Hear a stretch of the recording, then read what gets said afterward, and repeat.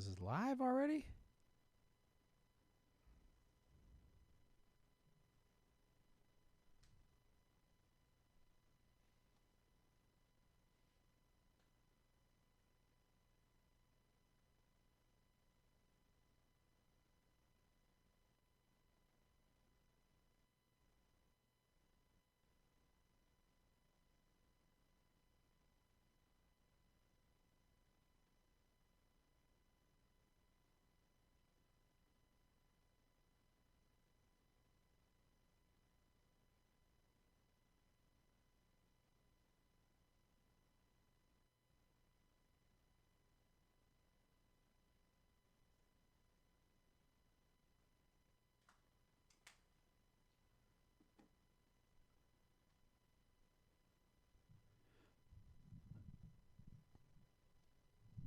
Hello, Johnny. Hello. Hello, everybody. My name is Graham Elwood, and you're watching The Political Vigilante.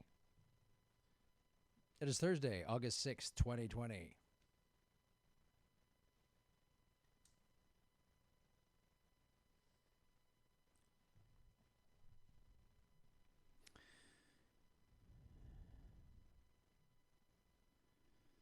I'm going to share this out on the tweets, on the Twitter towns.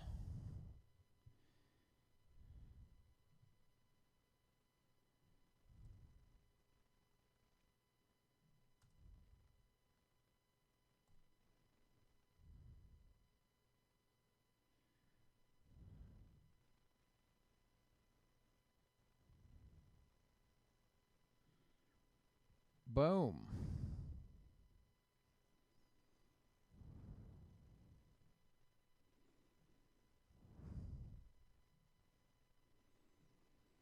CS Bernabeu, what's up?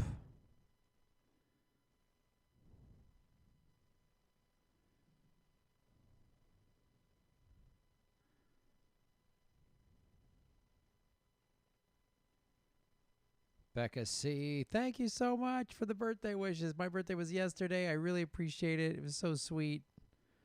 And so many wonderful things people said on the socials. Dead 83, happy belated birthday. Shave your knuckles for justice from Anchorage, Alaska. Right on.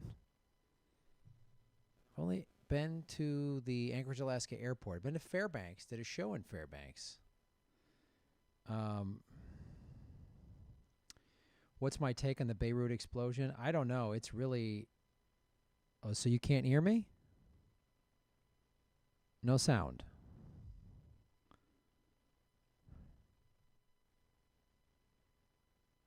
No sound. All right. How's that? Is that better? You hear me now? You can hear me? All right, just low sound. Volume is low. Is that better? Let's try that. That made it worse. Okay. All right, so that sounds very low to everybody. Hold on.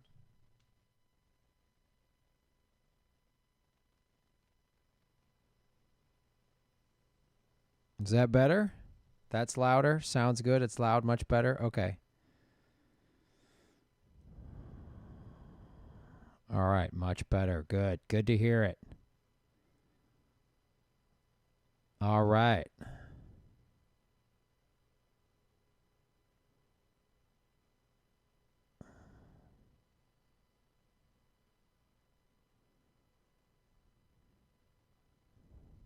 All right. Somebody was asking about Beirut. Yeah, I don't know much about it other than I saw some video on it from 2 days ago. Rania Kellick posted it because she lives there and her Instagram. And I don't know. It just seems insane to me. So, yeah. So I don't know as it unfolds. So hopefully, I'm trying to get Rania on the show to tell me what her experience was. But it's a little Yeah, I don't know. I wish I knew more. I wish I could like say I knew more about it at this juncture, but I just don't, unfortunately. Truth to tweet, what's up? I'm glad you like my shirt. Graham, when are people going to protest and be heard about our massive military budget? I know. That's a great question. I'm hoping, and yes, everybody, hit the like button and share this on your social media. I'm hoping, and I'm starting to see a little bit of it, but in this conversation about defund the police, people are starting to connect the dots that defunding the military is part of the problem as well. The fact that we outspend the next 10 countries combined and then literally sell military grade equipment to our police departments is part of the problem of the police brutality. And that the way our police act domestically is the way our military acts, our foreign policy acts internationally. We just go around and just brutalize any poor country that doesn't give up their resources, or we want a pipeline through there, or whatever. We just do whatever the hell we want and don't care. And it's pretty sad because there's plenty of people who join the military, I'm sure, for good reasons, for noble reasons. They want to serve their country. They want to, help out or whatever. And then it's really just this, we're like an oil company with a police force is basically what our military ends up being. So it's kind of brutal. Yeah. Good afternoon. Glad you like my opinion. Thank you for the birthday wishes. There's a video somewhere on Twitter that alleged the Beirut thing was a missile. Don't know how true it might be. I don't know. Yeah, again, I don't have any facts. I've literally just seen the video, and Rania Kellick's, she was there, like, kind of giving, oh, this just happened, here's where I'm at kind of video on her Instagram page. That's really all I know. I wish I knew more. Yeah, but I feel like the defunding the military would be taken much more seriously by the general public because there will be many people who will disagree, but defunding the police entirely. But, yeah, I know it's yeah. And as Aiden Daniel says, it's an economic draft, Graham. I know this firsthand, which is, that's such a valid point, Aiden, is we haven't had to have a draft in decades because we have economic conscription, which you kind of start to see what the whole design is, to keep us just barely paying our bills and wage slaves. And that's why we don't have free college in this country. That's why all the jobs have been shipped overseas. That's why we don't have a Green New Deal putting people to work in good paying green energy manufacturing because, we need a large portion of people who can barely get by to join our military. I mean, Aiden, I appreciate you sharing that because I've met folks like yourself, all those 7 comedy tours I did in Iraq, Afghanistan, and Kuwait. I met people all the time. We're like, oh, I'm here for the $20,000 reenlistment bonus, or there was no jobs back in my hometown, so it was like this or Walmart or deal opioids or something. It was literally, and people were like, yeah, so this is what I had to do, and it's like, man,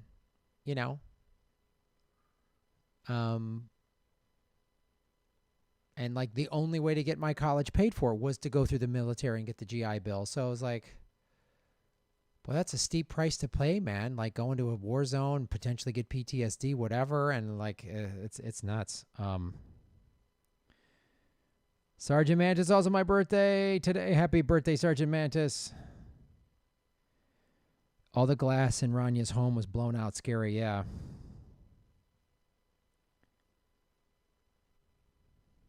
Graham, you want to set up a date to protest for partially or more than partially defunding the military in LA? Oh, that'd be, I like that. I like that idea. That's a great idea.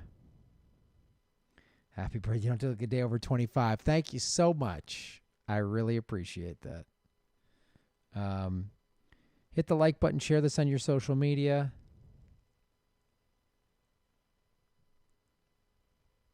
I had a guest all lined up, but unfortunately he had a family emergency, so we couldn't do it.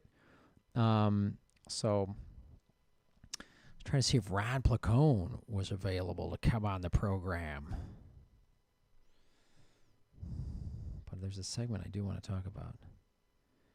Best mic check I've seen today. Where is it?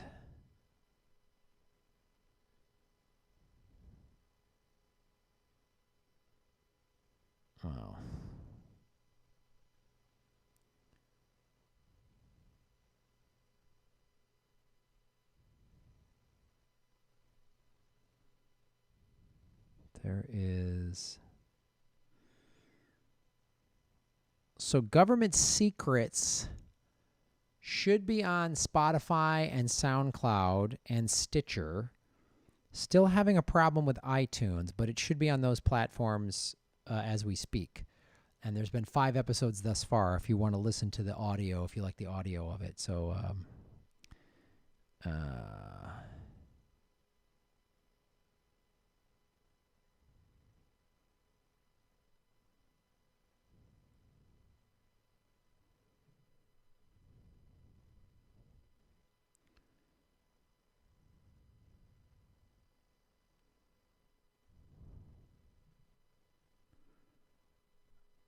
oh, yeah. Hold on. I was looking for this article that I think Truth to Tweet sent me about the. Here it is. Hit the like button, ladies and gentlemen. Share this at your social media. Oh, this is going to be a great.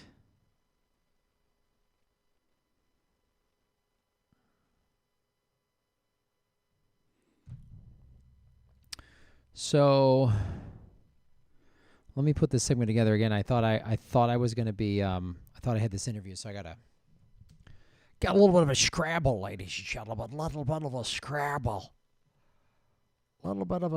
Also want to let everybody know that the Vigilante Volume 2, The Dark Knight, has been selling. There's only 50 units that were made. I've sold almost over 20. So they're numbered. Get them. Hold on.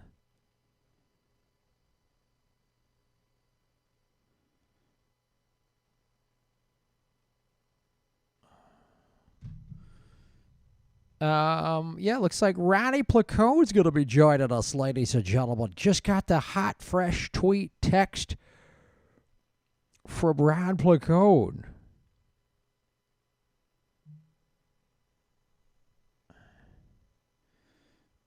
Let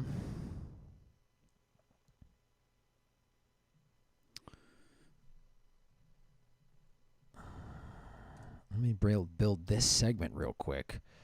And then we'll bring Ronnie Placone on the show. But go to GrahamElwood.com if you want to buy the tea.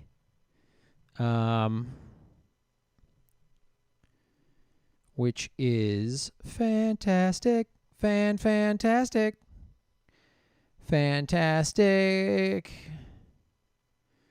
Yeah, Ron has been Ron, I don't know what I'm talking about.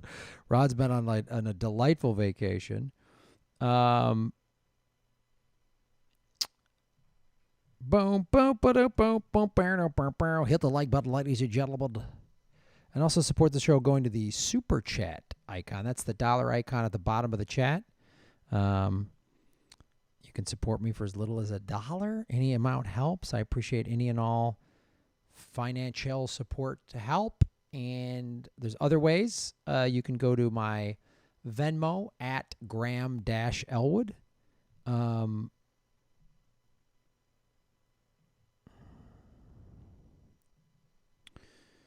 And then, of course, there's the PayPal button at GrahamElwood.com, and you buy the tea, you get a nice thing. Hit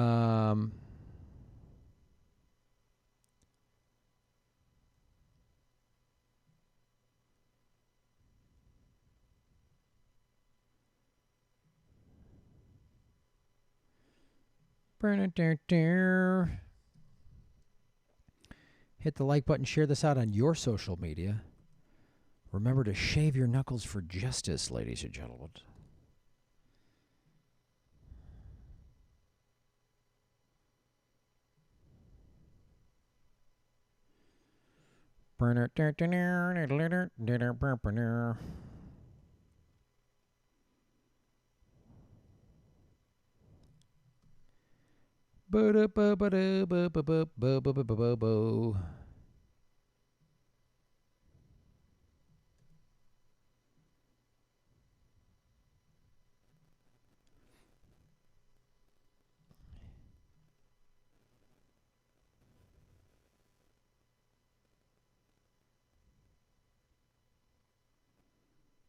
Nice.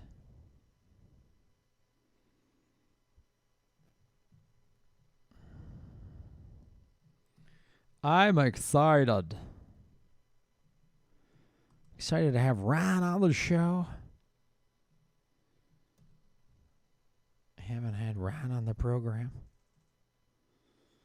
in quite some time.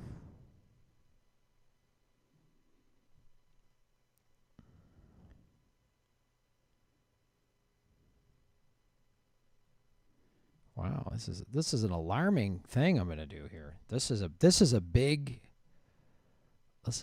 issue. Thank you, Truth to Tweet, for sending this to me on the Twitters. I like talking about this stuff.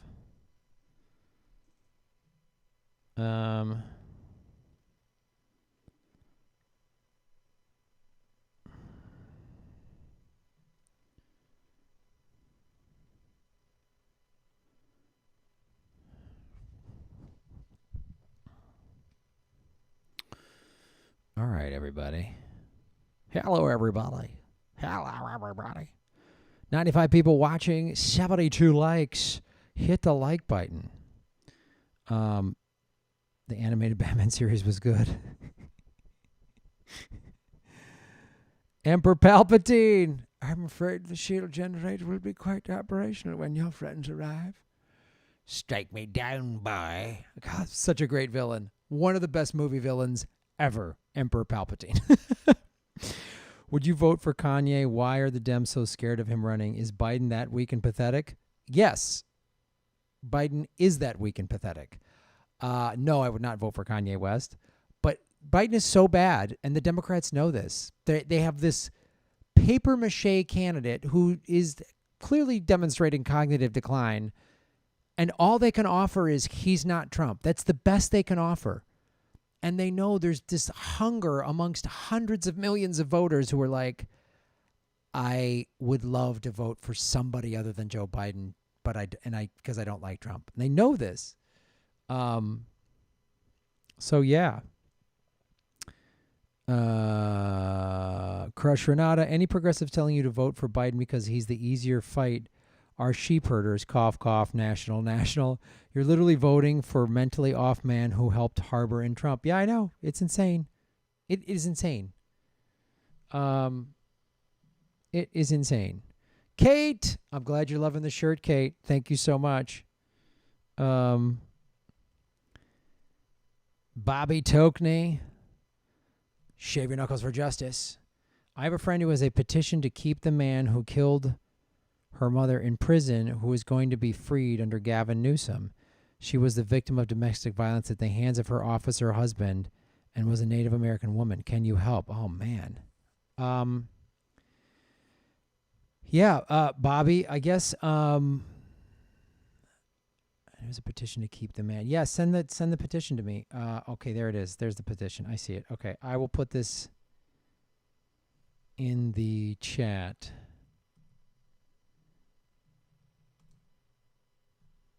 Justice for Deborah. Yeah, so it's change.org/justice for Deborah Black Crow. So come check that out.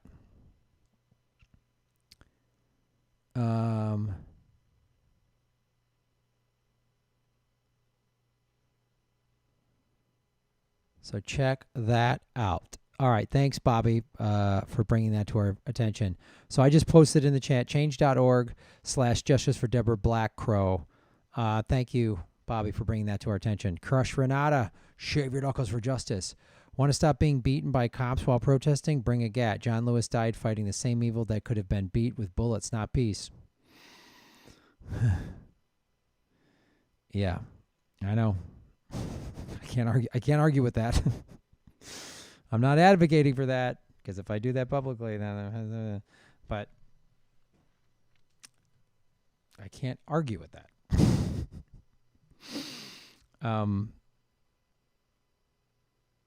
It doesn't surprise me coming from Newsom.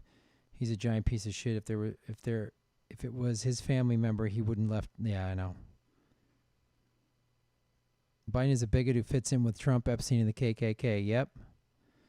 My pleasure, Bobby. Thanks for supporting the show. I really appreciate it, man. And I hope this helps in some way. People go to that, sign up, sign the petition, especially live in California. Sign that petition. Hit the like button, ladies and gentlemen. Let's do a segment real quick before we bring Ron Placone on the show. Hello, everybody. My name is Graham Elwood, and you are watching The Political Vigilante. I like talking about the environment. I know there's a lot of subjects to cover. I try to hit at least one environmental video a week. And one of the things I like bringing up is the good news that comes out of a lot of the research. And this was sent by a big supporter of the show, Truth to Tweet. Study shows a shift to plant-based diets could create 19 million jobs. You're reading that correctly. So this this hippie pie in the sky, it's just no. The green economy could bring so many jobs, but this is just switching to a plant-based diet. 19 million jobs could be created in Latin America and the Caribbean by a shift towards plant-based eating. Now, this is an article from a publication that's caters to this location, the Latin America and the Caribbean. So if it's 19 million jobs in Latin America and the Caribbean, I wonder what that would mean if we did this in America. So this is probably a small number compared to what we could do in America, right? I mean, Latin America, Central and South America probably has well over 300 or 400 million people in it. I know Brazil is about 190 million. If you add it all up, it's probably bigger than the population of the United States. So that means we could do another 19 million jobs up here as well. Think about it. Research was conducted by the International Labor Organization and the Inter-American Development Bank. Findings revealed that achieving a net zero emission economy would create 22.5 million additional jobs by 2030, with 19 million of these being in plant-based food production. And we know this already. It costs so much money in grain and water and all this stuff for cattle, for dairy cows and for beef cattle. It's insane. So it's less to just grow plants, right? So there's all these plant-based products. I talk about them a lot on the show when I'm having my plant-based smoothie. I buy plant-based proteins.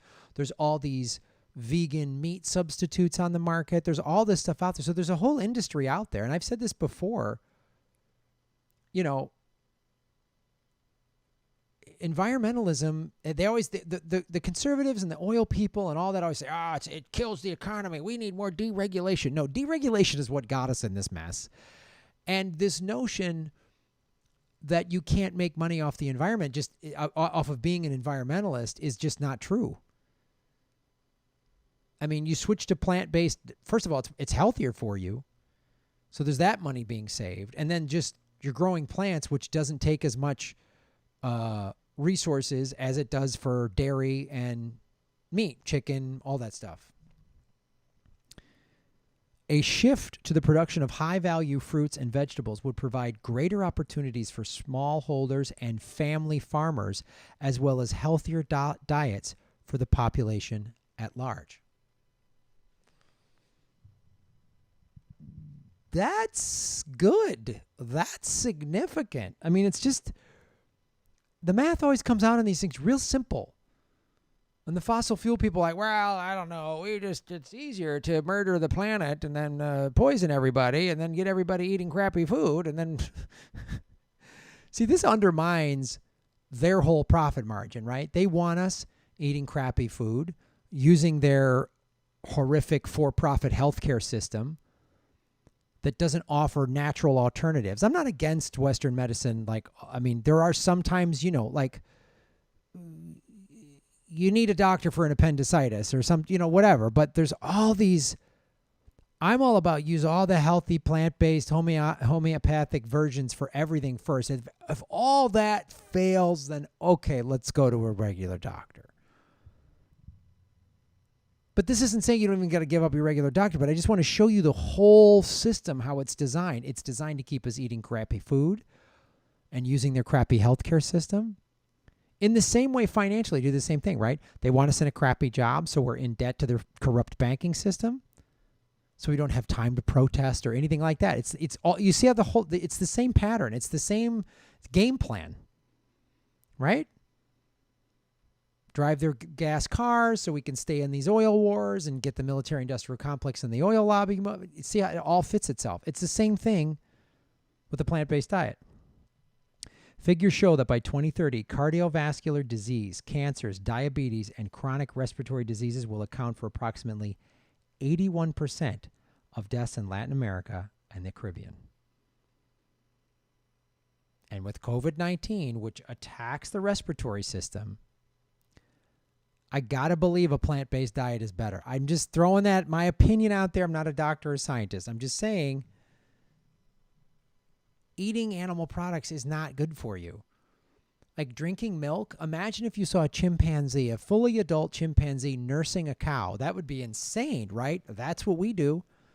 We're drinking another animal's milk. You're just supposed to drink breast milk from your mom until whatever age that ends, and then you're done. Then you don't drink another animal's milk. And I was raised in Wisconsin. I was told, oh, a glass of milk's healthy for you. I was told that. Graham, you're going to put dairy farmers out of work. No, they can grow plant-based products. And it sounds like there's even more work. There's more jobs. Get rid of these big factory farms and Monsanto and all that stuff. Just let family farmers. It's healthier. Clean and simple, kids. That's how we do it. That's how I got vegan guns. Look at them. Look at them. Hey, boom, boom, boom, boom, boom, boom. Look at that. There's 19 million jobs right in there. Eat it. Shave your knuckles for justice.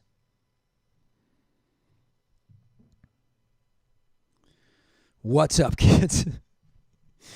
Let's bring Rod Placote on the program, ladies and gentlemen. Let's bring our good friend Roddy Placote. Rod Placote, everybody.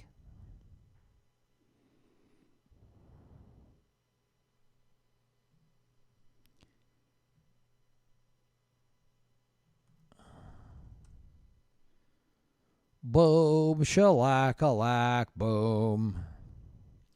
While we wait for the delightful Ron Placone to enter the Political Vigilante virtual studio,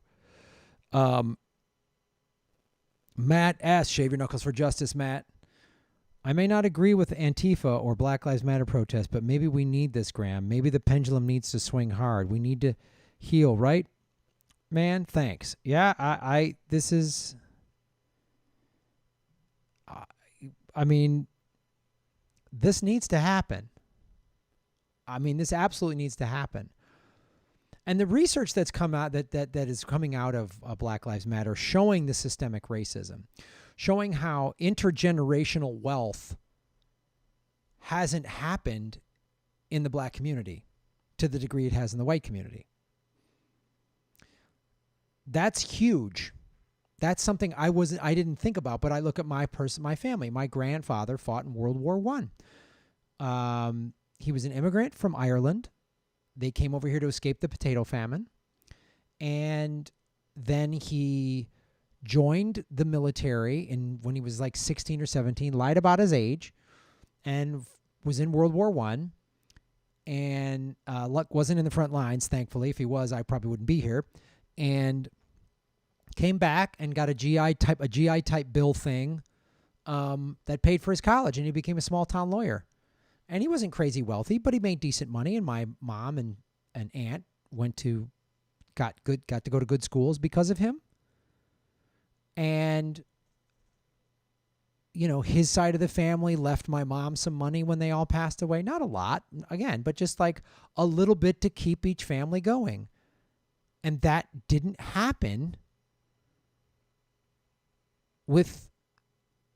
especially with American Descendants of Slavery, ADOS. So look at the other version of that.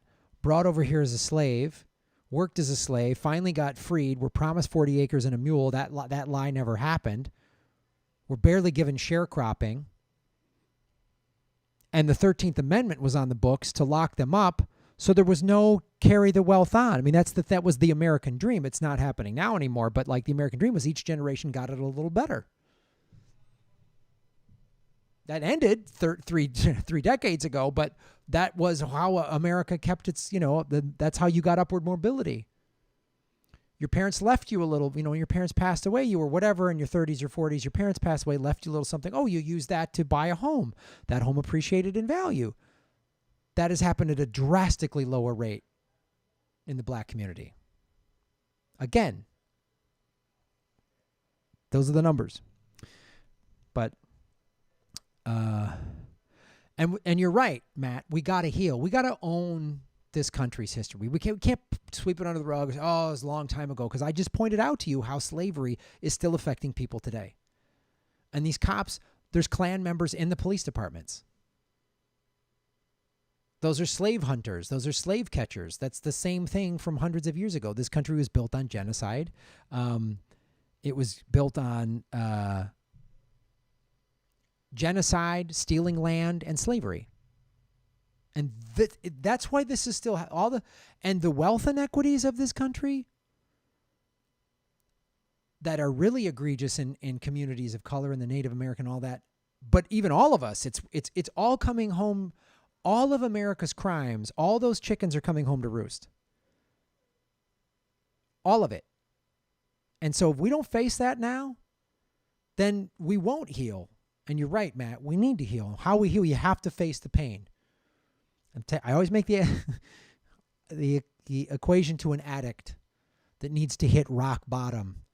And then when you get sober, you got to go through it. You got to do a list of your defects of character, and you got to write a list of people you've harmed, and you got to go through that. Once you go through that, it's a beautiful spiritual transformation, but you need to do that. And America needs to do that as a country. But America, there's a lot of people in denial. It's like someone who has a severe alcoholic drinking problem, and you say, you keep getting DUIs, it's not safe, you gotta do something, but you gotta stop drinking, you gotta get sober. And they go, oh, you're right. Here's what I'm gonna do. I hear you, totally hear you. I'm gonna just sell my car and take Uber everywhere. Then I can drink till I'm dead. It's not really fixing the problem. So Fred October makes a great point. Takes a village to raise a scholar. Absolutely. Louise Brooks, shave your knuckles for justice. Please remind Ron that real men have DVD players. All right, let's bring Ron on the show. Oh, he's not here yet. Okay.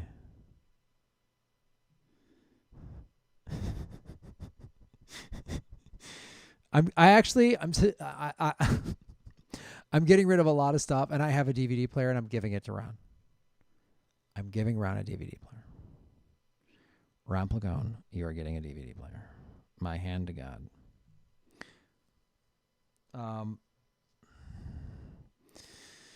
USA is a very extremist country. Mad ass. Thank you, Matt, man. You're always open to hearing everything. I really dig that, dude. I really dig that. Wearing a mask is now mandatory in my town. Glad to see it. Yeah, it's not hard. That's, like I said, Japan's been doing that. The village doesn't want scholars, most apparently. Yeah, that's part of their plan, too. You see, the ruling class does not... If a highly intelligent, educated population that's good at critical thinking, that doesn't serve the 1%. They don't want... The 1% doesn't want that. They want people thinking Joe Biden is a Marxist, which is the funniest thing I've ever heard in my life. Yeah, Joe Biden's a Marxist. No, Joe Biden is a Republican. So I might go bowling after the show. No, I got your bowling shirt joke. But Liza, I got it. I didn't get it. I am going to go bowling. What do you think of that? All the bowling alleys are closed. I'm going to do it in a parking lot, but I'm going to do it.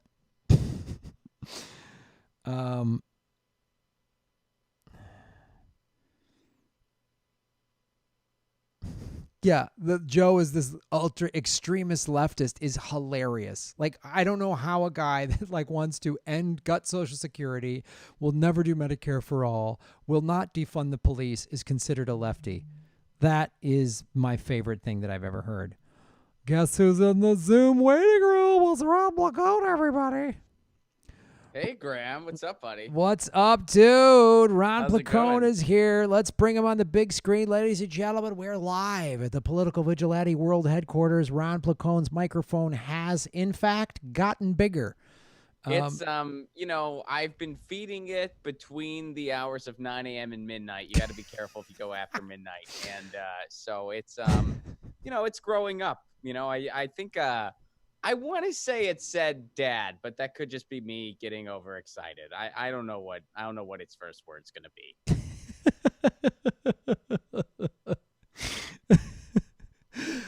Can everyone in the chat, can you hear Ron Placone, everybody? I just want to make sure everyone can hear Ron Placone. Can you hear me? Mm-mm.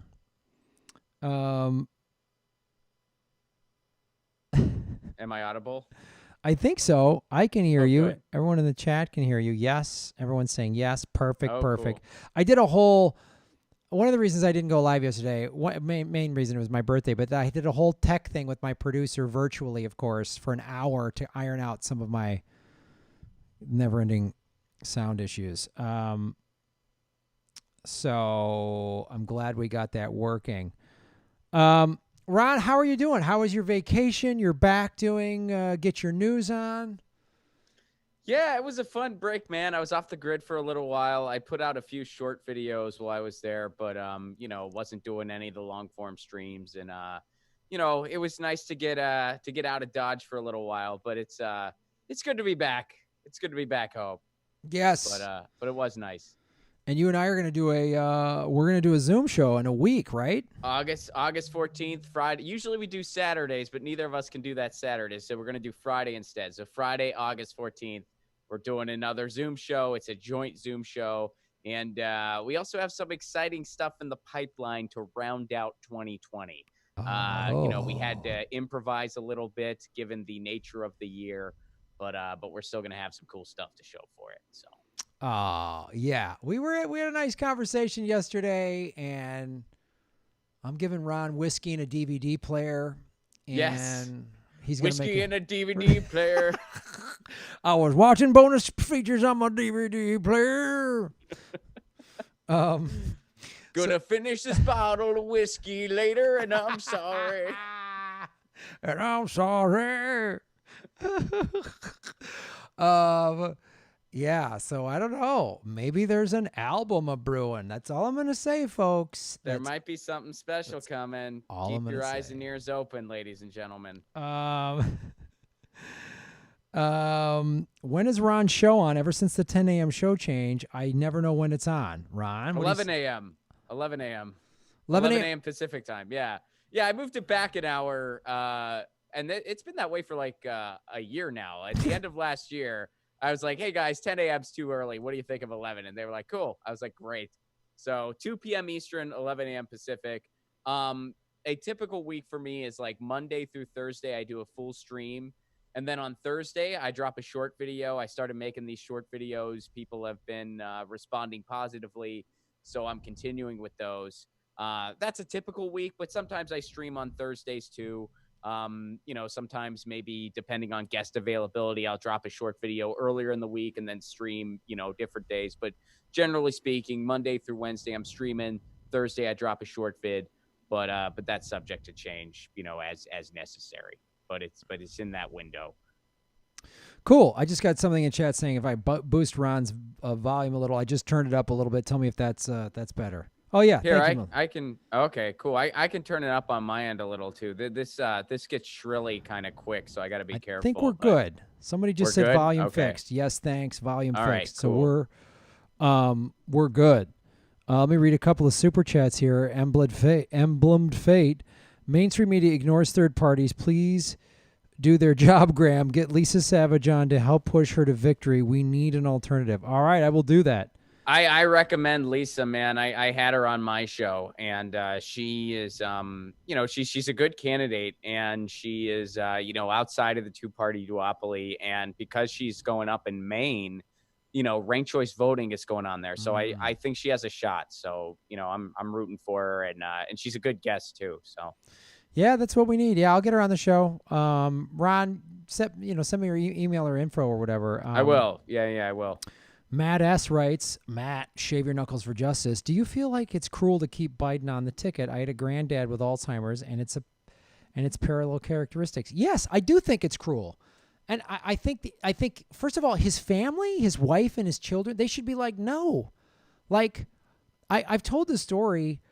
My dad, who's 83 now, and he's in hospice, and about 5 years ago, maybe more, 6, he was still driving, and he was starting to have cognitive decline like Joe Biden is, and he got in a couple little fender benders, and it was like, you can't drive anymore. And he's like, oh, I'm fine. And it was like, me and my brother and sisters had to have a conversation. Like, this isn't safe. It's not good for him to be, it's not safe for him. It's not good for the people on the streets of Chicago. And the difference is Joe Biden is driving the country, not a Prius.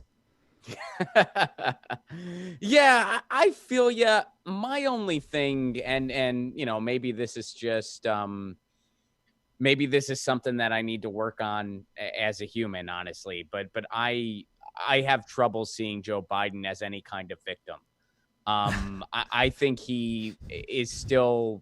I think he knows what he's doing. I think he knows what he's denying this country. I think he knows the type of candidate he is. And I think he's doing it anyway for his ego. So, and I don't know what his actual diagnosis is. I can't say without a benefit of the doubt what he does or doesn't have. So, I'm careful with that because personally, I do not see him as anything close to a victim in any way, shape, or form. So, but I see where people are coming from. Snork White Deuce K wrote, it took 2 years to take away my father's driver's license. Yeah, it's not an easy thing to do. I see what you're saying, and I'm not one to not a fan of Joe Biden, and I don't want to excuse any of the crap he's done, the Biden crime bill, among others. But to me, just having seen my dad go through this, my grandmother go through this, he is, I'm no doctor, but just, it's clear he's not all there.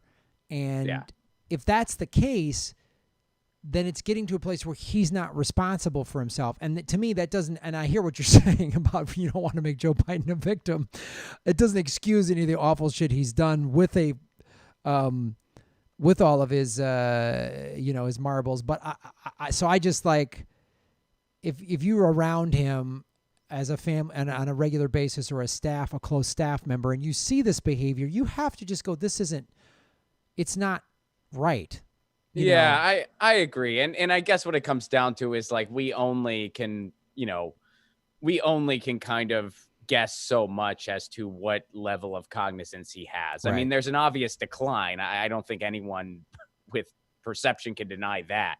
But, what level is it at? I mean, it's very tough to say when you're not a medical professional that has access to him. Yeah. Yeah. Somebody wrote, agreed, not a victim, but still a train wreck. Yeah. So that's, Biden literally has no sympathy for those who suffer. F him, even assholes grow old. Yeah. It seems like,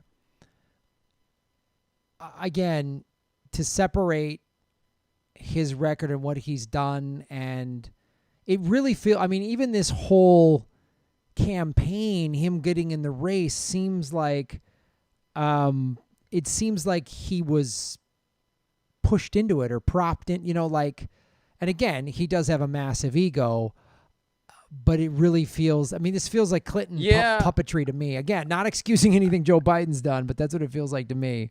Yeah, I think he just was kind of hoping maybe I'll get the trophy on the wall. I mean, I've said this is the first presidential election in my lifetime where I'm actually convinced that neither candidate wants to win.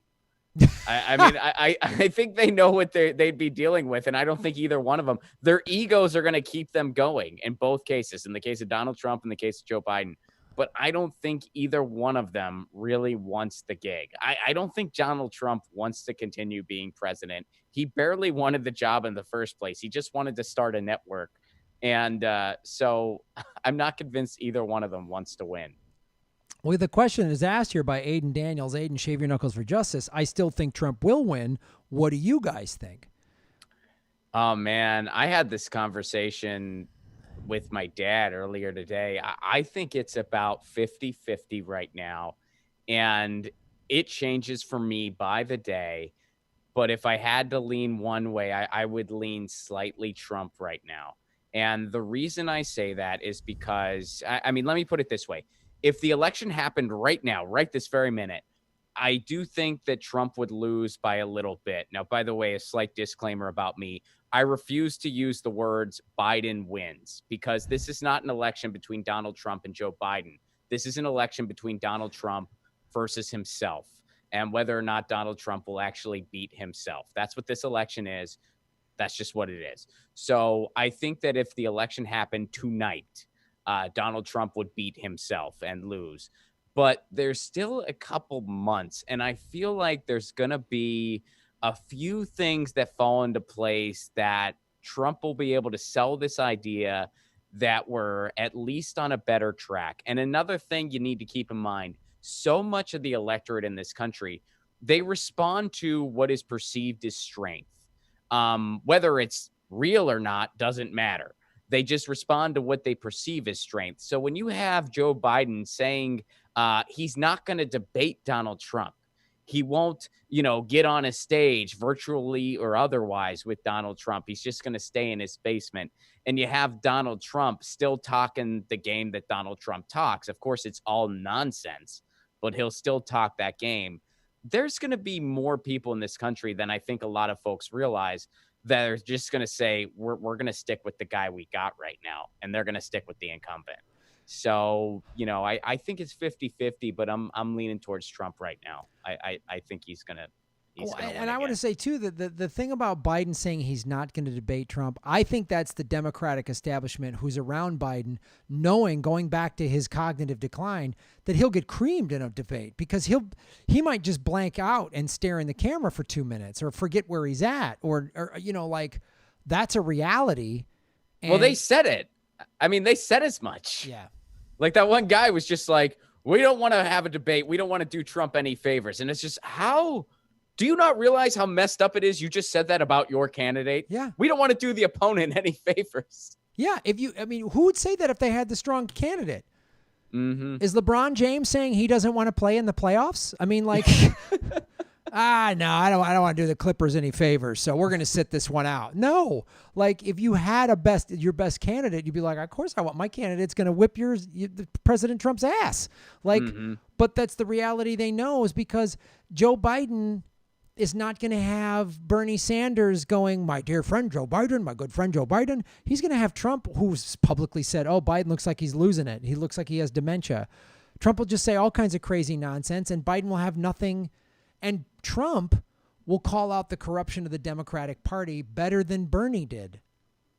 Yeah, I mean, well, and Trump will really highlight just all the decline of Biden to the nth degree. I mean, in 2016, those debates, which I actually think Donald Trump had an incredibly poor showing, just strictly from a debate standpoint. Right. I actually think Hillary out-debated him. Yeah. Just, like if I was, I used to teach debate at a community college. If I had to give one person a grade, I would have to give her a higher grade than him. Neither of them would have gotten above a C, but, she would have gotten a higher grade. But there was no policy talk at all in any of those three debates. I mean, I would try to keep track of it just in my head, and it was just like a matter of like minutes where there was actual policy talk. It was just like personal attack nonsense for three debates. I mean, it was beyond embarrassing. I mean, it's people around the world were probably watching that in horror.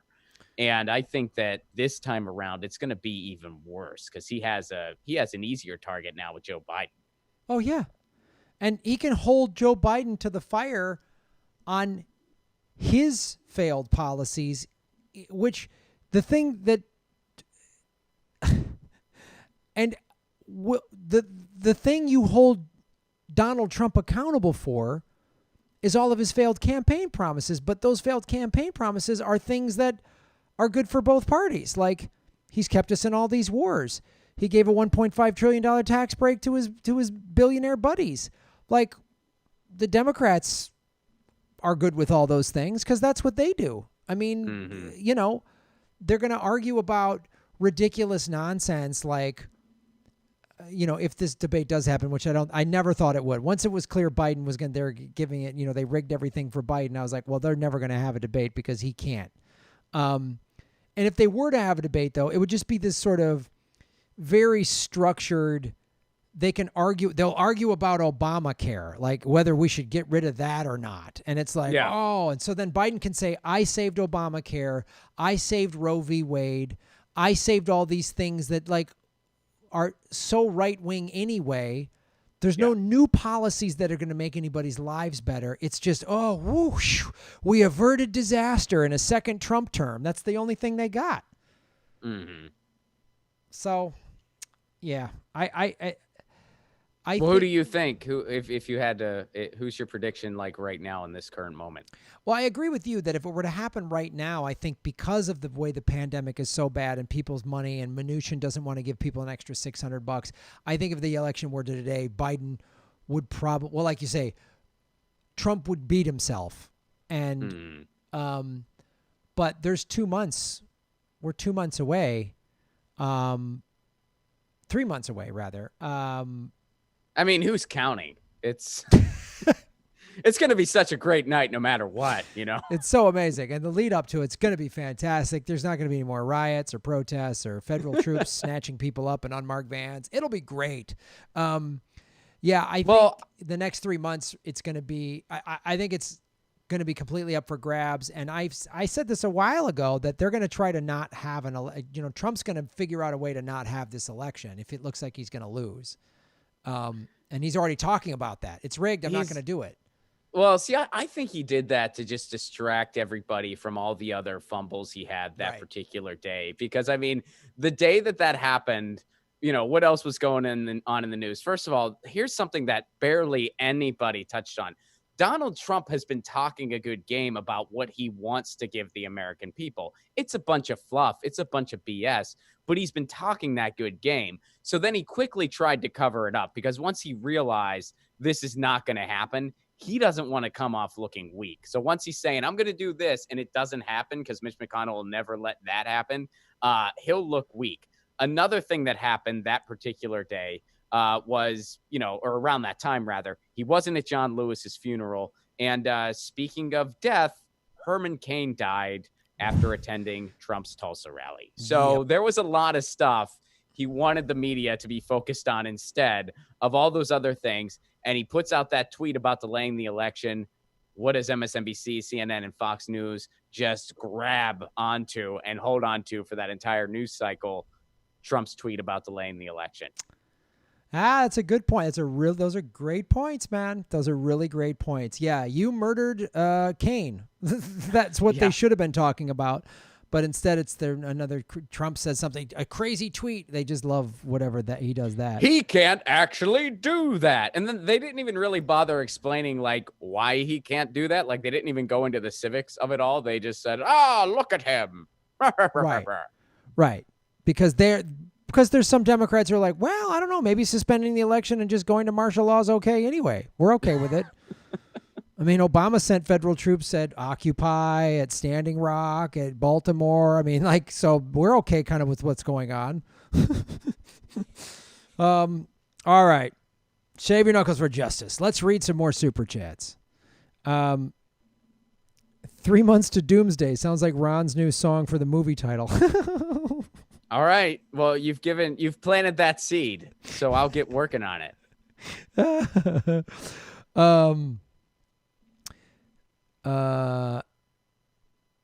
So we answered that. Matt S. Shave your knuckles for justice. As a fellow ginger, Ron, how do you handle Cali's son? Be safe out there, dude. I wear hats all the time. I wear sunglasses all the time, and now I wear a face mask all the time too. Which again, getting into the ginger son thing, I think I'm gonna just do that permanently. I was actually prepared when everything came about with wearing face masks. I was actually prepared because all I had to do was replicate the outfit that I wore when I went to Bonnaroo or a similar music festival in the sun.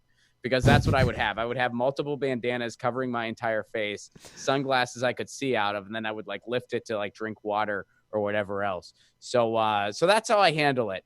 One time I actually ran into somebody who's a fan of the show in public, and it was like a sunny day, and they go, "Oh, you're Ron Placone." I'm like, "Yeah, hey, how are you? Good to see you." And then they kind of look at me and they're like, "Oh, I'm sorry. Are you in disguise?" And and I was like, "I'm not that recognizable. I'm very flattered you know who I am and you watch the show, but I'm not, I'm not George Clooney over here. I'm a ginger. This is how I present myself in the sun no matter what. It is not a disguise." Well, Ron uses his gingerness as a front for his Hollywood hiding. That's hilarious. Kate, what's up, Kate? Shaving Knuckles for Justice, and also Kate is our moderator. You think Biden would be more sympathetic about health insurance? He had to borrow money from Obama to pay for his son's cancer treatment. Yeah, that just goes back to the thing of like, if Biden wins, I'll go, great, Trump's gone, and now what?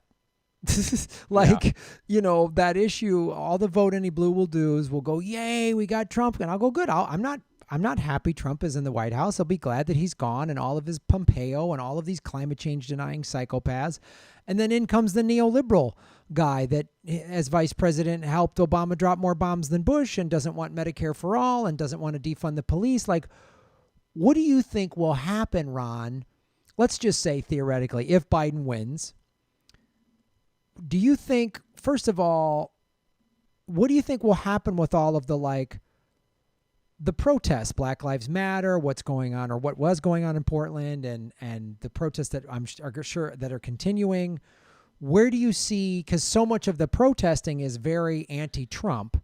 Yes, it is. But this is an area where I'm actually a little more optimistic. I don't see, I mean, are some people going to just go back to sleep? Absolutely. But I honestly do believe the majority aren't. I think there's too many people now, partially because of, a Donald Trump presidency, partially because of this pandemic. They're really seeing the hole in the entire system. They're Right. really seeing our society crumbling, especially younger people. They don't entertain some fantasy that the Democrats are some be-all solution. And I think a lot of people are kind of, I mean, and even some of the people who are saying, well, I'm going to pick the lesser evil or whatever else. But even still, they're recognizing that, putting that aside, we don't have an ally in the White House no matter what. So I don't see the protests ceasing very much. And again, are some people going to go back to sleep because somebody with a D next to their name's in the White House? Yeah, that's going to happen. That's the reality. And that's a shame because it's very short-sighted. But I think a lot of people, like, they're awake now and they're not gonna let up. And then when Biden doesn't really change anything, some of those people that just thought, well, we get rid of Trump, we can start, turning the wheel in another way. When they see that not happen, they're going to realize that it's really us versus the oligarchy. And that's why, on election night, it's going to suck no matter what. But I recognize that I'm already better off than a lot of people because I'm already recognizing this is a loss. I'm already recognizing we're not going to have an ally in the White House no matter what. I'm already recognizing what really needs to happen with climate change has to happen in other countries, and the United States needs to be dragged along kicking and screaming. I'm already recognizing that. So for me, it's just like, well, there's a lot of work to do and we don't have an ally no matter what. It's just going to be, one type of quote enemy versus a different type of quote enemy. And I'll just wait and see who it is. I think you bring up good points. I think the Vote Any Blue, the diehard Vote Any Blue will do crowd that just can't wait to go back to brunch. I think most of them are sort of, Gen X and up, like my generation, because I think not that Well, this talk to your friends more then, Graham. well, I've lost a lot of them doing this show, so that's that's why I got to have you on, Ron. It's, so I think, I mean, and I'm definitely generalizing here, but I think as students for our revolution in the chat here just put, we were all asleep during Obama, but we're awake now, and I think that's true. Even people of whatever generation who were big Obama, Biden supporters are going to go. I think people are really waking up to this fact, and I agree, and I'm a little more cynical, but I think way more people are waking up because they're waking up to the fact. Look, the mayor of Portland, of Seattle, of Los Angeles are all Democratic neoliberals, and they've been like, what? They've seen the Democratic neoliberal local leaders. They've seen how they operate. They back the cops. They let federal troops come in there. I mean, what's his name? Ted, whatever, Wheeler, the guy, the Portland mayor, was like, came down to get a photo op and he got tear gassed by these federal troops and he still wouldn't back the protesters. So I think you're right. I think people are waking up to the fact, and whether and the thing I say too is the people that will go back to sleep, they're going to get woken up anyway, because when the 28 million evictions happen, then they're going to go, oh, yeah, wow. Because this pandemic and this pandemic has really revealed how awful America's system is on so many levels, not the least of which is this broken two-party, this duopoly, like you say, which are just puppets run by the oligarchs, that we're having this, that a fucking pandemic. COVID-19 doesn't care if you're a red state or a blue state. They don't care if you have a MAGA hat or a vote any blue will do. It's killing people regardless. Mm-hmm. And people are seeing, oh, this is becoming a stupid political football. I mean, Australia's prime minister, who is conservative for that country, he's a crazy lefty in this country because we're so right wing. He unified that country just like a all hands on deck, let's get things done. And I'm sure some of the Australian fans can go into specifics. Maybe he dropped the ball in certain areas. But what I've heard overall is that the whole government got together and said, we got to figure this out rather than have this sort of bipartisan nonsense. Not this stupid country, not dumbass America. Yeah. And so I feel like the reality, and I think what got a lot of people in the streets, it wasn't just obviously because what happened to George Floyd was horrific. But unfortunately, we've seen horrific videos like that before. This time, like middle-class white people got more involved. They were stuck at home because they were told to stay at home. But also middle-class white people have never had their rights taken away by the government wholesale like has happened in various forms with pandemic. And all these people who probably have never had to get unemployment are now stuck in this system, and they see how broken the social services system is. And all this pick yourself up by your bootstraps conversation and, oh, the cops aren't that bad. The cops weren't that bad in my nice white suburban neighborhood. And so all these sort of myths have been shattered. Oh, yeah. And they're going to continue to go, sorry. And there's no real leadership. No one's excited about Joe Biden. You and I have not seen one Joe Biden sign at any of the protests we've been to. And there's no progressive leadership even, I mean, within the Democratic Party. Bernie bails. I mean, AOC and the squad, AOC gave that very impassioned speech about that sexist remark, and good for her on that one. But again, she calls Pelosi Mama Bear. Mm-hmm. And I'm really I think you're right. I think there's a lot of people that are already woken up, and the ones that haven't, they're going to be woken up. Even the MAGA hat people, they're going to wake up. The people who are like the Trumpers who are on board with the federal troops snatching up, get those Antifa protesters. Well, they're going to come snatch you up because the sheriff's going to come to your house and seize your home, and they don't care if you have an American Eagle on your pickup truck. They're going to still come seize it. Mm-hmm. Oh, yeah. Yeah. I'm with you, man. I mean, I think that, I think a lot of people are really going to stay awake this time. And, I think that what it's really shown us too, people are seeing through the myth, like, well, you got to work hard and pick yourself up by your own bootstrap. It's like, well, wait a second, time out. there's a couple reasons. One of the biggest problems in the United States, if you really want to look just like big picture, we don't really have a general consensus on what exactly government is for. Right. Like when you compare us to other, some of the attitudes we have about taxes and we have about, and when I say we, I don't mean people like me and you, I mean like the collective, like the United States, general, different opinions you'll hear and what have you. In other countries, that would just sound weird. Like if you started going, they're just ripping me off these taxes. If you said something like that in Denmark, the general person might kind of be like, what do you mean? Like most of my friends work for the government because the government they provide decent services for us to enhance our quality of life. And they also pay the salaries of a lot of the people we know. And that's just how society works decent. What are you talking about? Well, here we don't have that. So we don't have this real common understanding of what exactly government is for. But there's one thing that I'm pretty sure no one can dispute.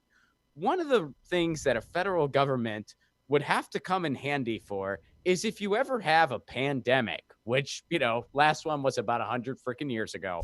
But if you ever have a pandemic, the government has your back. Yeah.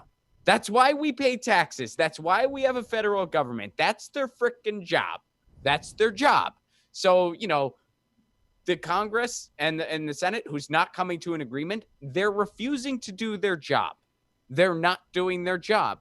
And then they get a vacation anyway for not doing their job.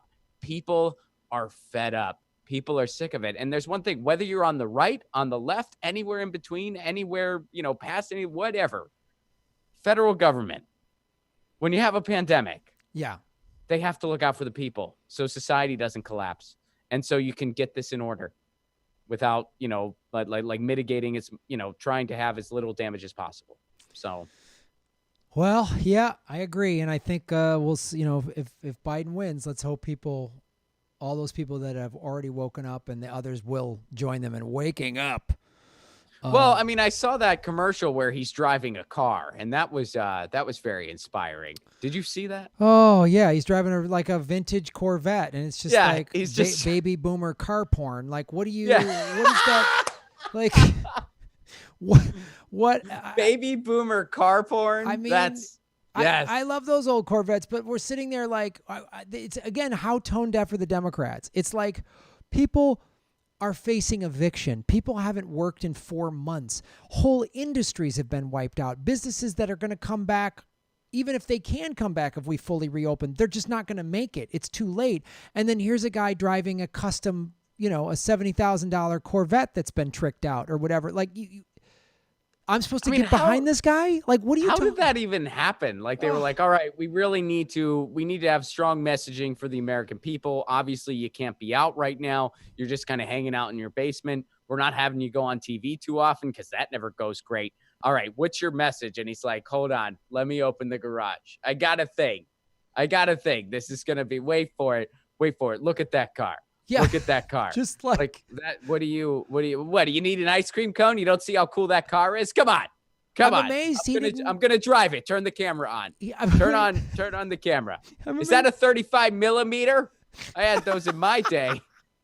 Like, how come we didn't just go drive up to Pelosi's mansion and have her get in with some ice cream and they just drive around throwing ice cream at people living in tents? Yeah, toss ice cream to poor people. Make sure it's not your favorite flavor. Nancy Pelosi's like, I'll give you some vanilla, but I'm not going to part with my Tears of the Poor. That's my favorite flavor. Can't part with that. They're just driving around, the 8-track players blaring. And he said, apparently in the chat, somebody said that car was a wedding present from his dad. His dad had a car dealership. Oh, wow. Well, great white privilege there, Joe. We really appreciate you driving around your white privilege machine. Like, I didn't want to use the Corvette too much, so I took a train. Amtrak. Oh, not the Delaware train story again, Joe. Enough. Uncle Amtrak and his Corvette. Oh, God. All right, let's answer some more super chats. Phil Fix the app. Shave your knuckles for justice. DraftJesse.com. I posted it so many times already. YouTube won't let me anymore. It says error unless it's live chat or I put it in a sentence. Yes. I had Richard Idris on the show 2 days ago talking about DraftJesse.com. It's something to... It's way more plausible than you may think. So I wasn't aware of this, but he made us aware, is that, of course, in our not broken, but designed to be a confusing labyrinth election system, you can't just write a name in. They have to have an approved write-in name. Yeah, there's a process. Yeah, and there's still a bunch of states that don't even allow write-in votes, which is fantastic. They just don't like that to happen. Because it's not like these are public elections or anything. No. I mean, this is a private company thing. Yeah, they gotta, it's good for business. No, I'm gonna have him on too next week on Get Your News On with Ron, and what's intriguing to me is I actually think, and I've said this before, just generally, I actually think this is the only way we should ever elect anybody. Yeah. I think I mean, that was, the Greeks had a couple ideas, and one of them was sort of like what we do, but the other one was exactly that, where it's like, no, you recruit people. Yeah. No one gets to say I'm running. No, you get selected. Yeah. And you don't get selected randomly. People want you for the job. And I think that's what we should have from now on. I think if you utter the words, if you're over the age of 12, I mean, if you're a kid, that's one thing. But if you're over the age of 12 and you utter the sentence, I would like to be president, that disqualifies you from ever being president. You never get to run for president ever, ever, ever. And we start just actually recruiting people. Yeah. That's what I want to see happen. Where it's just like you don't nominate yourself for an award. No. That doesn't freaking happen. No. It was like, yeah, I nominated myself for the Emmy. I thought I really nailed it on the bass. No one, or Grammy. I said, yeah, I mixed it up. Yeah, bass. Whatever. They're all nonsense. Yeah, they are. Award shows are nonsense. But yeah, you don't nominate yourself is my point. It should be the same way in politics. You don't get to, I'm going to run. But no, you're not. And that typically makes better leaders, is someone who's like, if you want me to do this, I'll do this to the best of my ability, versus I'm going to be in power. I'm going to eat your face and be in power. I'm nuts, just like. And I mean, look at some of the great leaders throughout history, one day you're in high school, you get bitten by a radioactive spider, your life changes. Yes. And you got to step up to the plate. You didn't want to be a hero. You were. You saw your parents gunned down in Crime Alley in Gotham City. The hand was dealt. And so this is what I've always said. I would, if anyone really recruited me to run for something, I'd be like, okay, if you really want this, I'll do it. But I'm not going to go out and try to be a politician. No way. All my messaging would be about how I was recruited. Because, that's the only way I would ever do it, too, is if I, legit got recruited. The signatures were there, and they wanted me to, do this gig. And I'd be like, all right, man. I mean, you guys all signed this stuff. So I guess I'll do it. But I'm going to say I've been recruited, and I'll just say what I'm going to try to do if I get the gig. Yeah. I'd say, this is what I'm going to do. This is what you're asking me to do. So I'll lead the way you want me to lead. Okay. So everybody go to draftjesse.com, because there's 39 states that he could get on the write-in ballot. And in 39 states, there's 400 electoral votes. So meaning he could be president, which isn't just like, let's try to get 5% for the Green Party or whatever. He could be president. I know it's a crazy long shot, but let me remind you folks, this is the craziest year that's ever happened. So if you have any that'll never happen, go to sleep. And remember where you were in January, okay? Remember? Yeah, no kidding. And then it's like, look around you. What do we have to lose? What do we have to lose? Is it so great right now? Oh, boy, we have an independent there. Then it'll get worse. Worse than what? A third of our population unemployed? Riots? What worse than what? What do you Donald Trump and Joe Biden? It's going to be worse than that. There's no way Jesse Ventura would be worse than Donald Trump and Joe Biden. Absolutely not. Of course not. I'd vote for him over them 1,000 times out of 1,000. Yeah. So Ventura is already a write-in eligible in Iowa. So go to draftjesse.com, everybody, Emblem Fate. Shave your knuckles for justice. Happy late birthday, Graham Elwood. Love you, bro. Love you too, bro. I had a great birthday. I had a great birthday yesterday.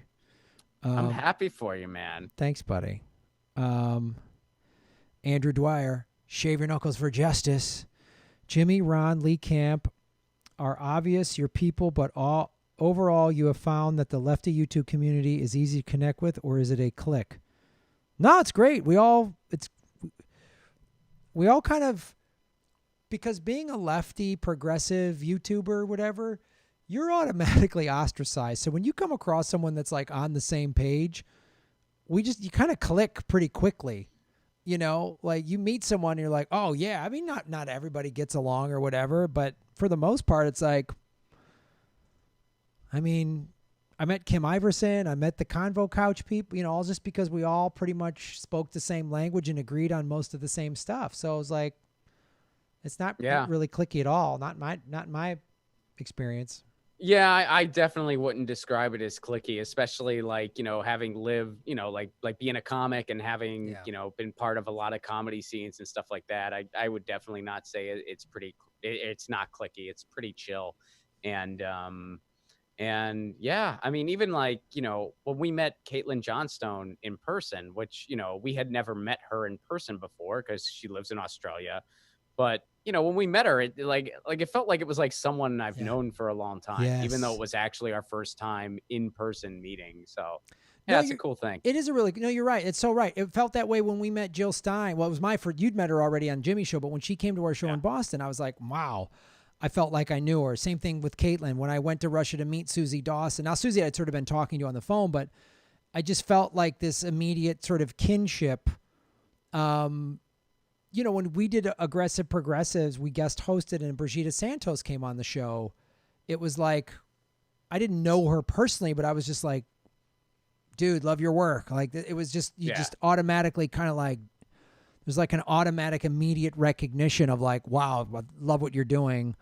Because to be a progressive YouTuber, we're all being very authentic. We're not like playing a part or a character or like, oh, I just say that shit on YouTube. I don't really believe it. Like, none of us are doing that. So it's like you see this person, you go, well, they're honestly being authentic. They believe everything that they're saying, and I agree with most of what they're saying. So, and the things we don't agree on are just about like how to fix something, not just like a complete ideological, disparity, which is great. Are you out? You have a time thing, Ron?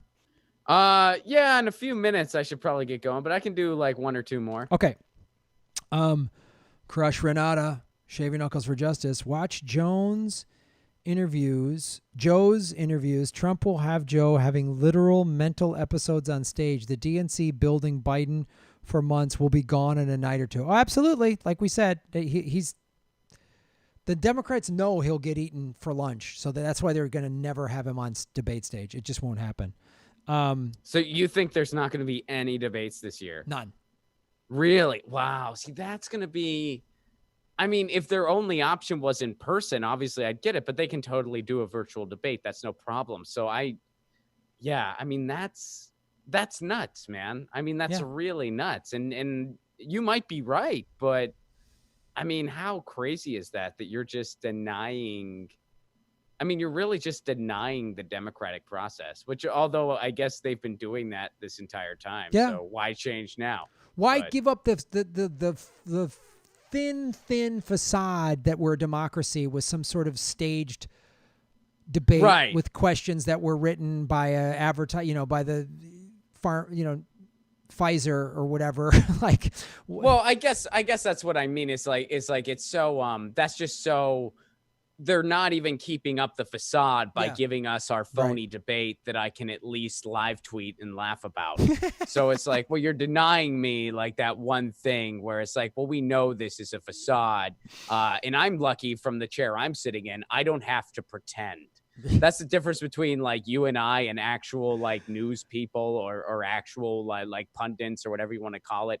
They have to pretend the wrestling match is real. Yeah. We don't have to pretend. Nope. We can tell you, hey, it's all fake. In fact, it's even more fake. I'm being unfair to professional wrestling right now because, those guys actually get hurt. They're gifted those athletes. folks actually, they're gifted athletes. Those folks actually get hurt. Yeah. So, it's less real than professional wrestling. And, folks like you and I, Graham, we don't have to pretend that isn't the case. Isn't that the beauty of what we do? Hit the like button, ladies and gentlemen. 390 watching, 237 likes. Let's get those likes up to 390. Matt S. Matt, you're making Gotham great again. Is the moral of the story government won't help you? Go get yours? Is that such a bad thing? Well, I mean, I think that recognizing the federal government's failures, I don't think the solution to that is just to have a completely individualistic attitude. I'm just going to get mine and screw everybody else. I think the solution to that is actually the opposite. I mean, I would love to see something like an extensive mutual aid network be built that would kind of render the federal government, essentially meaningless. And I know that sounds very idealistic, but it's actually not impossible. And if we did that, I think it would really change our politics, and it would allow us to build, a new alternative political vehicle, which, they're working on with Movement for a People's Party. Yeah. And it would allow us to, have a vehicle for actual grassroots candidates. And we would be a real competitor because we would have our own mutual aid network. So we wouldn't need something like the gatekeeper of the DCCC or the DNC or any of that oligarch purchased nonsense, because there would just be too many of us. So I see, I understand like the first part of that sentiment, and I don't necessarily disagree with that, hey, the federal government is failing us. They've turned their back on us completely. We live in a corporate coup. There's no denying that. Yeah. But I think the solution is coming together, not trying to, go off on our own. Yep. The Gravel Institute. Somebody just brought up Marco Gonzalez. Marco, thank you for supporting the show. Shave your knuckles for justice. Louise Brooks, you're making Gotham great again, Louise. For all the crap that social media brings, it creates space for connections and protest. A lot of people won't go back to sleep. Yeah, I think you're right. And that's the other thing, too. Getting back to that, will people fall asleep if Biden gets elected? Back to what Ron was saying, the younger generation does not watch CNN and MSN. They don't watch it. They get all their information on social media. So they don't even, the narrative that, like I watched the local CBS News and they never once called out LAPD. Not once. Right. Young people never watch that. They don't give a shit. They saw all the citizen journalists going, oh, here's a bunch of cops beating the crap out of people. Here they are shooting a pregnant lady. Here they are throwing a guy out of a wheelchair. And everyone went, yep. That's the reality. And people who were like, I was at the protest. They shot me. They kicked me. They whatever. So you're right, Luis. The social media is just, people are like, I see the truth and then I see your nonsense. I mean, even, you did that great interview, Ron, with that comic up in Seattle about the CHOP saying that people came to the CHOP and what they saw in the news, it radicalized them. They were like, we are so blatantly being lied to. Right. That the CHOP is just this mayhem and there's drug dealers extorting people, and they got there and everyone was like being nice and handing out water, and they're like, wow. Mm-hmm. Wow. Yeah, I mean, comics did like parody videos of it and stuff where they're like, here's someone who's clearly looking for trouble. This looks like a violent anarchist, and it would be like a kid with their parents drawing on the ground with chalk and stuff like that. Just drawing hearts and stuff like that. Yeah. Oh, that's such a great point. A Mares, what's up, A Mares? Shave your knuckles for justice. Two of my favorite people in the whole world. Next time, coordinate bowling shirts. I need you on the same team. Thank you, A Mares. Yeah, we'll both have to wear our Iowa shirts. Yes. Sometime. Yes. We'll wear them. I haven't worn this shirt in a while, and I figured, why not? Let's dress it up. Yeah, man. Totally.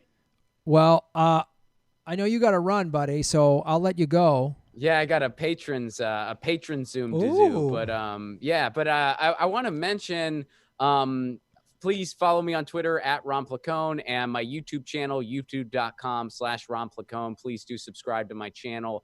And today in particular, I dropped a short video that I did where it's this kind of new sketch series I'm working on where what if all of the United States political parties were college roommates? So the Republican, the Democrat, the Libertarian, and the Green, they're all roommates. And then they have a regular guy named Ted, who's their fifth roommate, and adventure ensues. So I just dropped the first video of that they're short. They're like 2 minutes long, but I just dropped the first video of that, and I really enjoyed making it. So I hope you all check it out. So youtube.com/ronflacone. Please do subscribe. And that's the most recent video I've dropped. Follow what Ron's doing. We're doing another Zoom comedy show August 14th. You can get tickets. Yes. Just go to they're $5. We'll donate it to charity. We'll figure out what charity we want to do. So it's at Graham-Elwood is the Venmo, and just put for the August 14th Zoom comedy show in the notes, and then it'll be at 7:00 Pacific. And then right around 7, I'll just send you the Zoom link to everybody on Venmo. So, Perfect. And then there's a handful of you who just prefer using PayPal. So just do PayPal. And again, let me know that it's for the comedy show, because I get other donations for other things and I won't know what it is. So I need to know who to give the Zoom link to. So that's August 14th.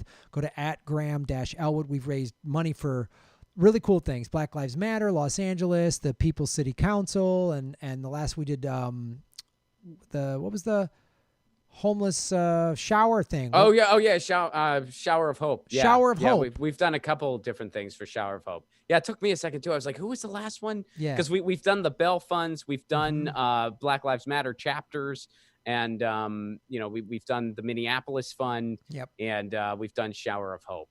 So and the list is growing. It's $5. The shows are a blast, and it's for a good cause. It's for a great cause. We always find a good organization to donate to. So come on out, and then go to ronflacone.com. Ron, thanks for coming out, man. Good to see you, buddy. Good to see you, dude. See you later. All right, brother. Peace.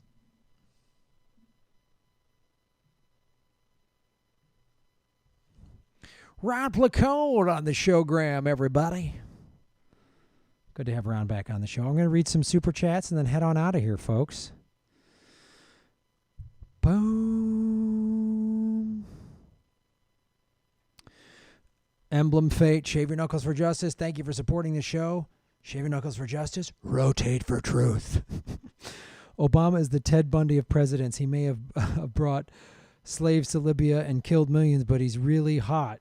Come on, guys. Give him a chance. I know. It's like nuts. Tiata. Thank you so much, Tiata, for supporting the show. Shave Your Knuckles for Justice. Refreshing commentary, guys. Isn't that great? Just having Ron on. I just love it. Just talking. Jules T. What's up, Jules T? Shave Your Knuckles for Justice. Hit the like button, ladies and gentlemen. 270 with likes. Let's get that up over 300. If Trump steals a second term, it'll be scorched earth and Trump will settle old scores. Then we need to be effing scared. I know it's not good either way, but if Trump gets a second term, it'll be nuts. It'll be nuts. Emberg 33, what's up, Mark? Shave Your Knuckles for Justice. Steph and Richard Medhurst wants to watch your Draft Jesse interview. We are starting to win this. I didn't get a notification, so the volunteers did. Okay, right on. Right on. Matt S. What's up, Matt? Thank you for supporting the show. Sorry, didn't mean screw your fellow man to succeed. I just think America is ripe for anyone who wants success to get it. Terry Crews preaches this. Yeah, it's easier here than in other countries, but it's been taken over. I mean, like what George Carlin says, it's called the American dream because you got to be asleep to believe it. They really want us. Can you succeed and do? Yes, sure. But there's so many things stacked against you, and they really just want you to be in debt and to work in one of their crappy jobs, and they don't educate us properly and all this stuff. We've all been propagandized to believe that we're the greatest country in the world, when really we're just the greatest kleptocracy that the oligarchs have ever created, because they've amassed more money. This country is the wealthiest country in the history of the world. So they just figured out how to exploit people better and make you feel free.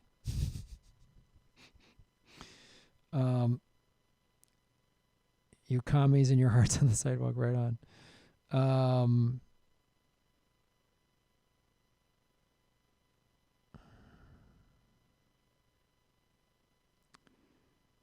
America has the best propaganda. I love Carlin a lot, but wasn't he successful? Yes. And for every George Carlin, how many people don't get? How many? For every Terry Crews, how many don't? You know? That's why he commented on it, because he had success and he said, it's so stacked. It's so uneven. And he saw the like working class people. He was born with a talent and an ability that in this day and age you can make money from. Terry Crews, same thing. He's an athlete and now he's a gifted actor and he's a comedic actor and he's funny. But what do you do if you don't have that? What if you don't have George Carlin's brain and wit and sense of humor? What do you do? You know, that's the part of the point.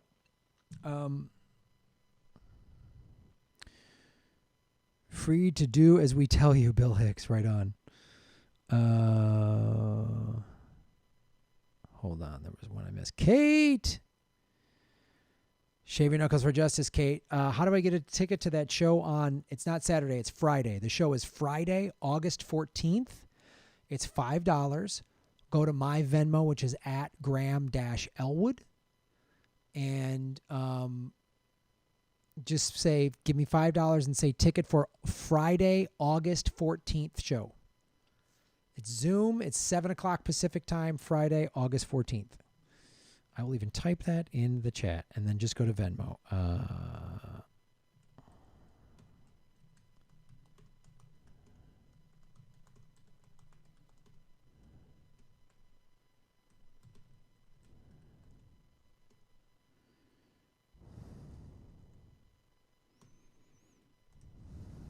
Graham-Elwood. And I don't need your email. Just tell me it's for the show. And then I'll send you the Zoom link right around 7 o'clock on the 14th. Boom. Thank you, Kate.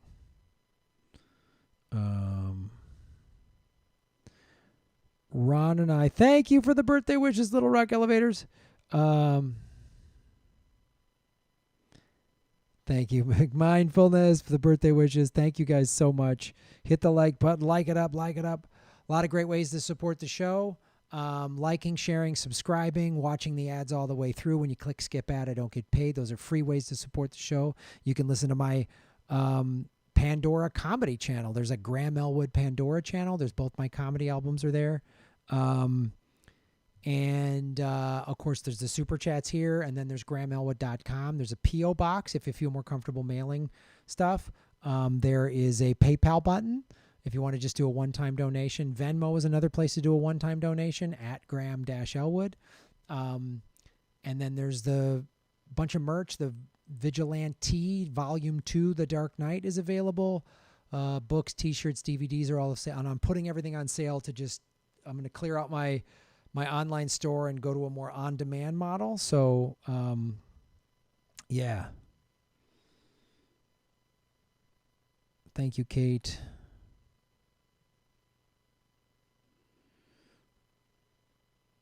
What are you doing tomorrow night? It's not tomorrow night. What am I doing tomorrow night? That's not the 14th. Today's the 6th. Tomorrow's the 7th. So it's a week from tomorrow.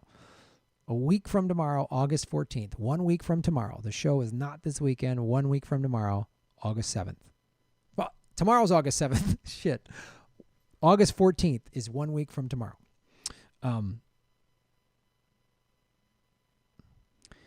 Can people gift memberships?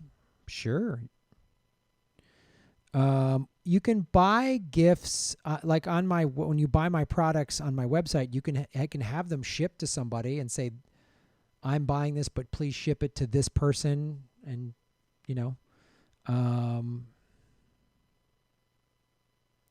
1 week from tomorrow. Thank you, Harriet. All right. I got to roll. Thank you so much. It was fun having Ron on the show.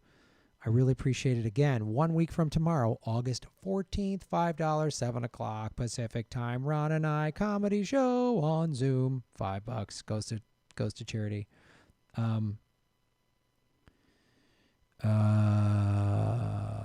All right. Thanks for all the super chats. Really cool. What's up, Jules T? You're moving to North Korea? Let me know how that goes.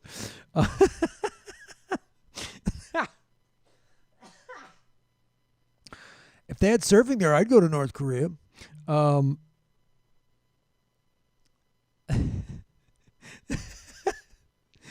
Matt asks, what's up, brother? Save your knuckles for justice. Sorry, man. I will push on this. You rock because you work hard.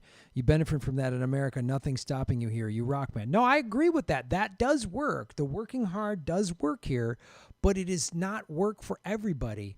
The people living in tents because they lost their home, is that because they didn't work hard enough? Do you know what I'm saying? Like, you're right. Yes, you can work hard, and that model does work. But there's so many people that the system is stacked. I lost my home, not because I didn't work hard, but because this Goldman Sachs has been in every presidential cabinet since Reagan. You think everyone living in tents is just they didn't work hard enough? Man, the system is bad. The system is stacked up against you. Watch that interview I did a month ago with a homeless guy. People, and when more evictions are happening, is that because they didn't work hard enough? Whole industries have been wiped out because of this pandemic, and now they're trying. And Steve Mnuchin says we're not giving you an extra $600. Is it because they didn't work hard enough? A lot of people who've worked really hard, and the system is not in favor of them. They were born into a situation where they didn't get good. They were born. There's no good public schools. College was not an option. I've worked hard. But I was born a middle-class white guy, so I was already born into all this privilege. I didn't go to private school, but I had really good public schools. My college was paid for by my parents. I just went to a state school, but it was still paid for. That right there already stacks me up. So if I work hard in that structure, I'm going to succeed. But what if I was born without that? See what I mean? What if I was born in a neighborhood where the cops just came and beat the shit out of people? What if there was a lot of crime and drugs in my neighborhood? Do people succeed in those neighborhoods? Sure, but it's a hell of a lot harder. I'll give you another example. When I was a teenager in high school, me and some of the guys on the football team were running around spraying people with a fire extinguisher or a water hose, and we got pulled over. And we got in a car chase, got pulled over by the cops, and we got arrested. And we all got slaps on the wrist. They didn't even write us up. We just had to call our parents and let us go because we were a bunch of middle-class white kids. Some of us were on the football team. They gave us boys will be boys. If we were a car full of black kids, we would have been arrested. We would have been put in the system. And then what? Would I be here now? Even if I had the same... And my high school was 40% black.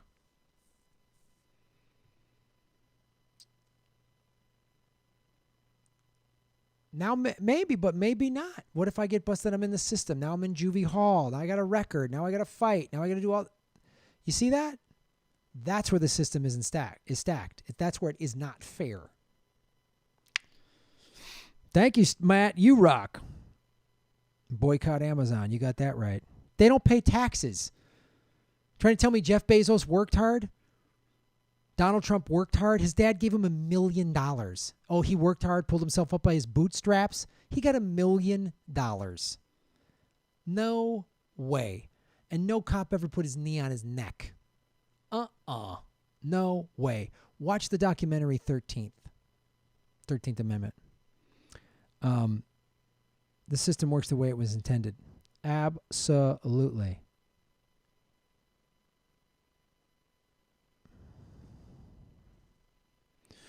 All right, folks, that's our show. Thank you for supporting everything that I do. I really appreciate it.